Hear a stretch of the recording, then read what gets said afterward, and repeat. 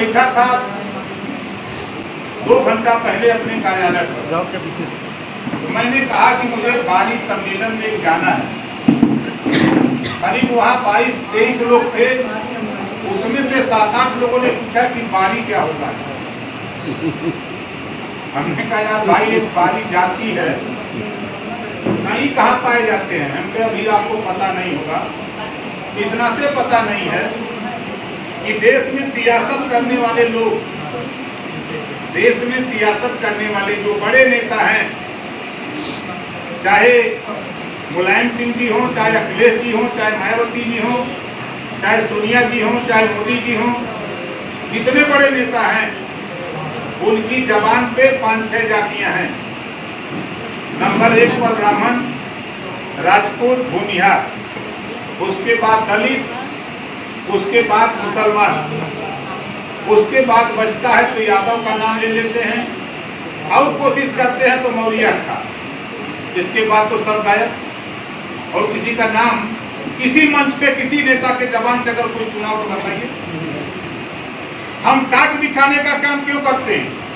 नेता जब तक मंच पे खड़ा होकर के कोई लाइन बोले, किसी भी राष्ट्रीय मंच पे जब नेता बोलता है तो हम लोग सोचते हैं कि इस समाज का भी बेटा यहाँ खड़ा है। ऐसा नहीं होता। हमको आपको कहाँ बैठाया जाता है? टाट पे, कुर्सी पे नीचे बैठो, खाली सुनो बोलो ना। हम इसके खिलाफ रहते हैं भाई। अभी आप जिक्र कर रहे थे एबीपी न्यूज, अरे वहां तो छोड़ो, आजादी के 74 साल में विधानसभा के अंदर उन जातियों को मैंने सरकार से पूछा कि बताओ इनके विषय में कौन सोचेगा। यहाँ बैठे हुए लोगों ने वोट दिया तुझे, क्या कर रहे हो? शेष जातियां जो जानकारी नहीं है उनकी सुध लो, लेकिन भैंस के आगे बीन बजाओ, भैंस करे पागल। हमारे साथी अगर कोई बीजेपी के नेता होंगे तो बुरा मत मानिएगा। इस नाते हम पिछड़े समाज में हैं, हमारा दर्द है पिछड़ों को हिस्सेदारी दिलाना।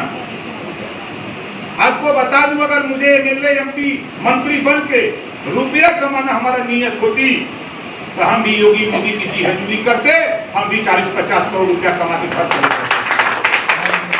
लेकिन बाबा साहब डॉक्टर अम्बेडकर जी के बाद पिछड़ों के सवाल पे कैबिनेट मिनिस्टर से इस्तीफा दिया था तो बाबा साहब डॉक्टर अम्बेडकर जी ने दिया।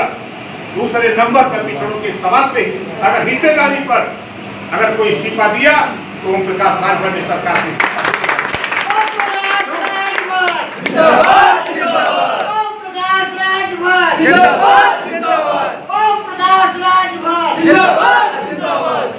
हमारे रामकरण भाई जी हमारे यहाँ गए थे, कई बार गए। हमको हमारे हाथ में पावर था। अभी हमारे बड़े भाई कह रहे थे कि 17 जातियों में जब शामिल किया गया तो फिर बारी को छोड़ क्यों दिया गया? एक बीमारी है या एक ये जादू है। 17 जातियों का एक जादू है। कभी मुलायम सिंह दिखाते हैं तो कभी मोदी दिखाते हैं तो कभी योगी दिखाते हैं। जैसे मदारी नहीं दिखाता है, यहाँ हम इतने लोग बैठे हैं, इतना नेता धूर्त है देश में। मैं खुले शब्दों में कहता हूँ, इतना धूर्त बेईमान नेता है, झूठ बोलने में नंबर 1 के हैं।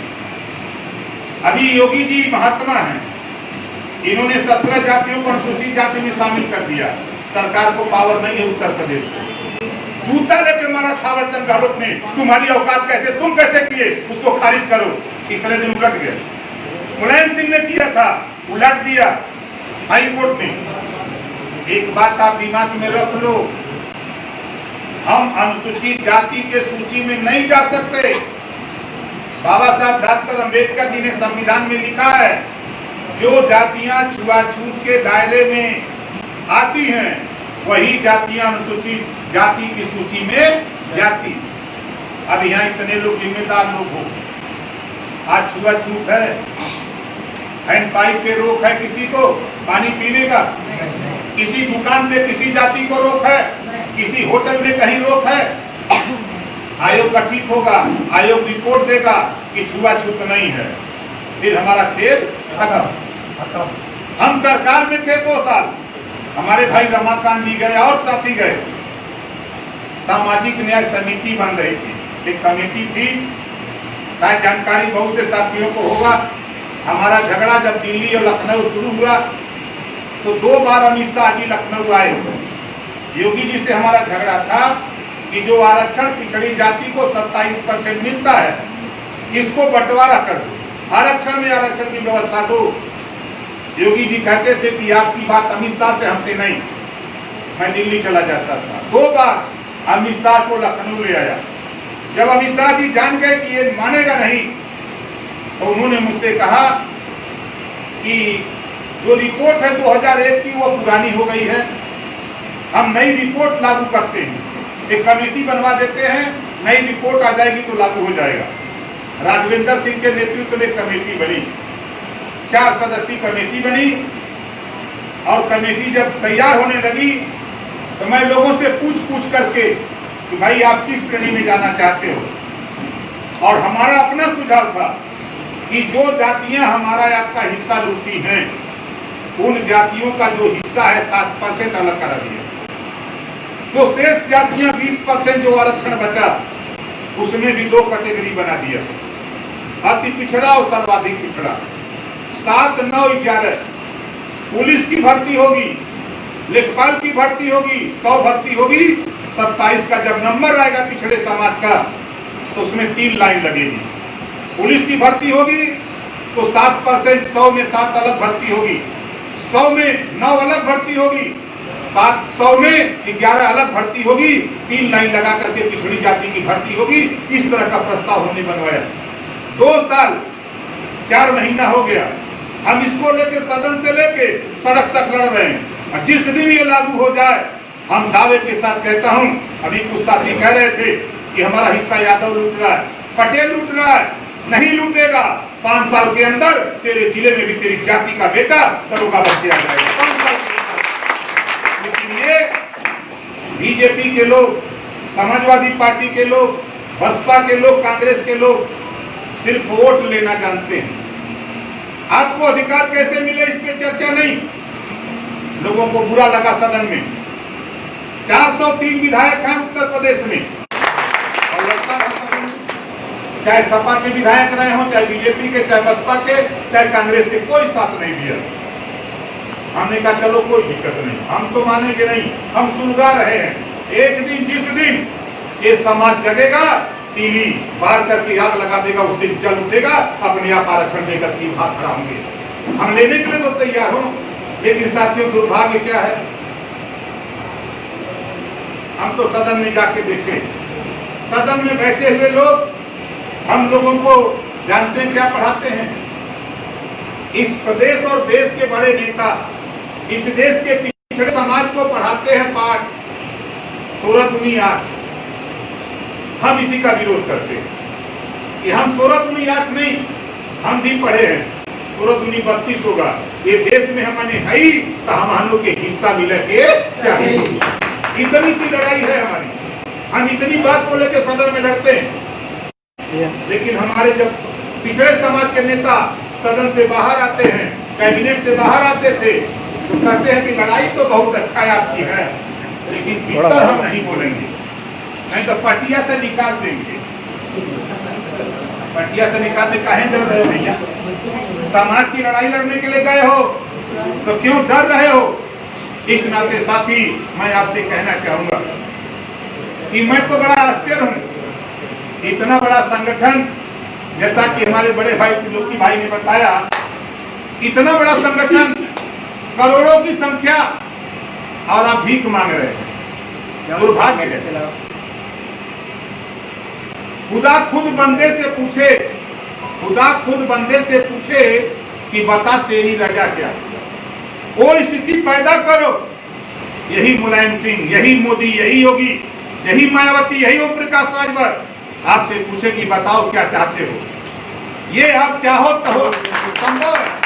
हमारे यहाँ रामचरण बारी जी आए थे, हमने कहा कुछ न करो, आप भीख मत मांगो, आप एक सम्मेलन लखनऊ में रखो और ज्यादा नहीं 100 होर्डिंग छोटी छोटी बनवाओ, 3 दिन पहले होर्डिंग लगवाओ, जो आने जाने वाले लोग देखेंगे, पढ़ेंगे, कहीं कौन बिरादर घर बाड़ी, कहीं कहाँ रहा भैया। चर्चा खाली यही होगी। और जिस दिन आप ज्यादा नहीं, आप कोई हाल बुक करा लो, कोई पार्क बुक करा लो, 5000 लोग चले आओ, देखो फिर टीवी पे चलने लगेगा कि पूरे प्रदेश के बाहरी समाज के लोग आकर अपने अधिकार की लड़ाई के लिए लग गए। हमने भारी जी से कहा आप इसको करो, उसके बाद तब तक लॉकडाउन आ गया। लोग रायबरेली कोई कार्यक्रम रखा गया था कि वहां कार्यक्रम होगा, तय होगा, डेट और तय नहीं हुआ, तब तक ये बीमारी आ गई। इस नाते हम आपसे कहना चाहूंगा, आपकी पहचान हम तो जानते हैं, हम एक एक जाति खोज करके उनके विषय में चर्चा अध्ययन करते हैं, लेकिन दुर्भाग्य के साथ ही कि हम अपनी लड़ाई हम खुद नहीं लड़ते। खुदा उसी की मदद करता है जो खुद अपनी मदद के लिए तैयार होता है। आपको बता दूं, आप टिकट मांग रहे हो, भीख क्यों मांग रहे हो? ये ओम प्रकाश राजभर है। उत्तर प्रदेश के 75 जिले में आपके समाज का बेटा या बेटी जहां भी जिला पंचायत करना चाहे, चुनाव आ रहा है, हम टिकट देने के लिए तैयार हैं। उसी के जो आप कहां से लड़ोगे, हम तैयार हैं। हमने एक मोर्चा बनाया, भागीदारी संकल्प मोर्चा बना डाला है, और भागीदारी संकल्प मोर्चा में हम 8 लोग हैं वर्तमान में। हमारे बगल में बैठे हुए भाई प्रेमचंद प्रजापति जी हैं, हम लोगों के साथ बाबू सिंह कुशवाहा जी हैं, हम लोगों के साथ श्रीमती कृष्णा पटेल जी हैं, हम लोगों के साथ अनिल चौहान जी हैं, हम लोगों के साथ रामधनी बिंद जी हैं, हम लोगों के साथ रामकरण कश्यप जी हैं।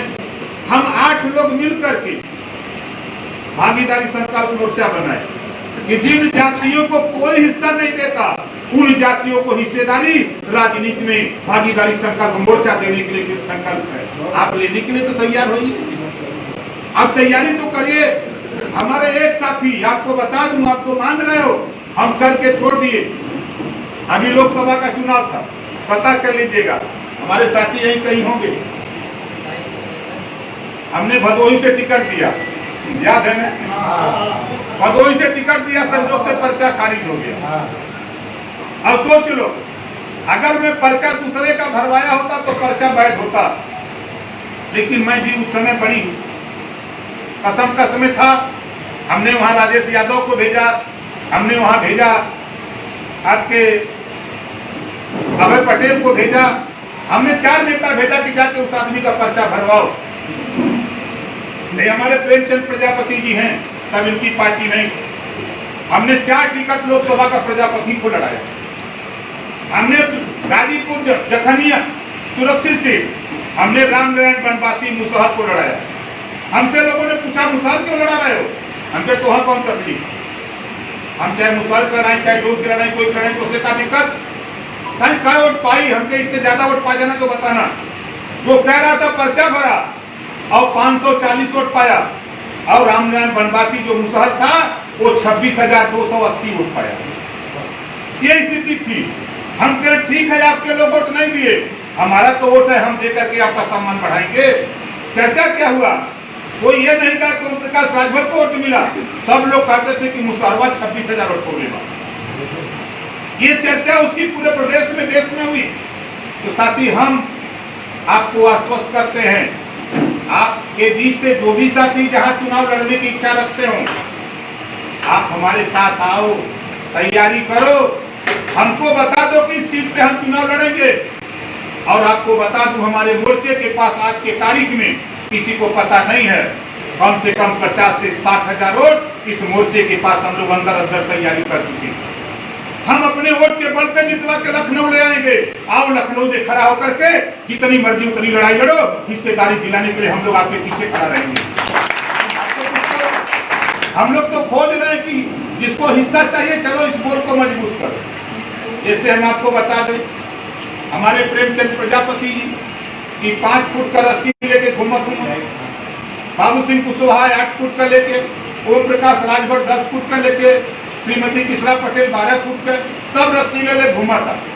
लोकतंत्र रूपी कुआं में विकास रूपी पानी 20 फुट नीचे बा, अब कोई के पल्ले 20 फुट का रस्सी ना बा, कोई के पल्ले 20 फुट का रस्सी ना बा। हमने लोगों को समझाया कि आओ सब लोग अपनी अपनी रस्सी जोड़ दो। जब सबकी रस्सी जुट गई तो 35 फुट हो गई, पानी 20 फुट नीचे है। अब बताओ पानी निकली कि नहीं निकली? निकली। हम पानी निकालने का जुगाड़ बना लिए और आज आपको कह रहा हूं, ये ओम प्रकाश राजभर 2022 में चाहे जितना अहंकार बीजेपी को हो, मुलायम को हो, मायावती को हो, अखिलेश को हो, उत्तर प्रदेश में आज के तारीख में हम जिसके साथ जाएंगे उसी की सरकार बनेगी, नोट कर लेना। नेशनल दस्तक की आपसे गुजारिश है कि अगर इसको बचाना चाहते हैं तो नेशनल दस्तक को सब्सक्राइब करने के लिए रेड कलर के सब्सक्राइब बटन को दबाएं, फिर बेल आइकन की घंटी दबाएं। नेशनल दस्तक को बचाने के लिए बहुत जरूरी है कि हर खबर को शेयर करें, लाइक करें, कमेंट जरूर करें।